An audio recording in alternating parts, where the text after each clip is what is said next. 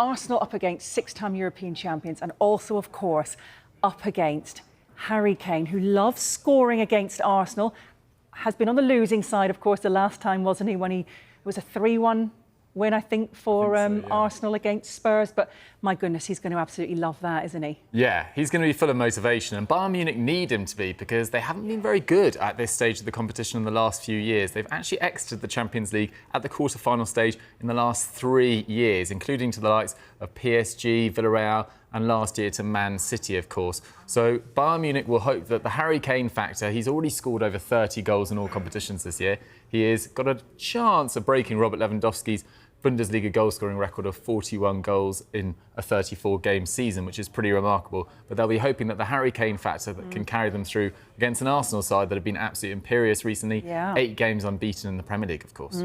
So that is Harry Kane with a reunion with an English side, and it's Pep Guardiola reunited with Real Madrid yet again. You wonder kind of how he's going to be feeling about taking on. Yes, they're one of the most experienced clubs in Europe, of course. They've won it more times than anyone before. But we saw what happened to them with Manchester City coming completely undone. Yeah, absolutely. This time in the semi-finals last year, lost 5-1 on aggregate to Man City. Man City were absolutely incredible in that second leg. One of the best Champions League performances I can remember in recent years. Real Madrid will think they've got a decent chance of progressing, but at the same time, it's a transitional year for them.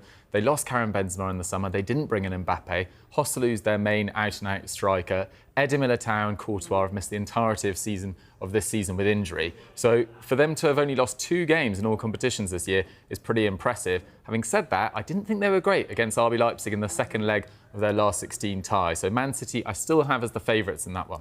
Yeah, and the teams here, they'll be just looking, it's quite heavy here, isn't it, as well? Yeah. Whereas you go over to this side of the situation, Atletico Madrid against Borussia Dortmund, and you wonder if Paris Saint-Germain might fancy their chances against Barcelona. You've got Mbappe with something to prove, hasn't he? Yeah, absolutely. There's been a lot of pain in this competition over the last few years for both of these sides, actually. Of course, Barcelona being overturned against Roma a few years ago, then that famous comeback from Liverpool in 2019 when Liverpool went on to win it. So there's been a lot of pain for Barcelona.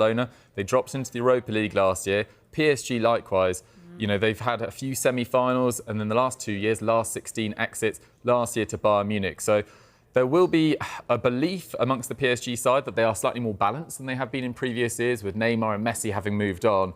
But Barcelona are not to be underestimated. With the likes of Lamine Yamal, Rafinha and Lewandowski, they can cause damage to anyone. Who are your favourites before the draw, and how has that changed for you now? Well, my favourites before the draw were definitely Man City in terms of all the stats: goals, goals conceded, possession, pass accuracy, shots conceded per game. They're top of every metric. They've been absolutely incredible so far in the Champions League, much better than I think they've been in the Premier League so far. But this Real Madrid factor does slightly sway me, maybe a little bit. I'm still going to go with Man City, but Real Madrid was probably the worst draw they could have possibly got. So I'm going with Man City as favourites, and then it will be one of those whoever comes through on that side as well. I think Arsenal have a decent chance if they make it through against Bayern Munich.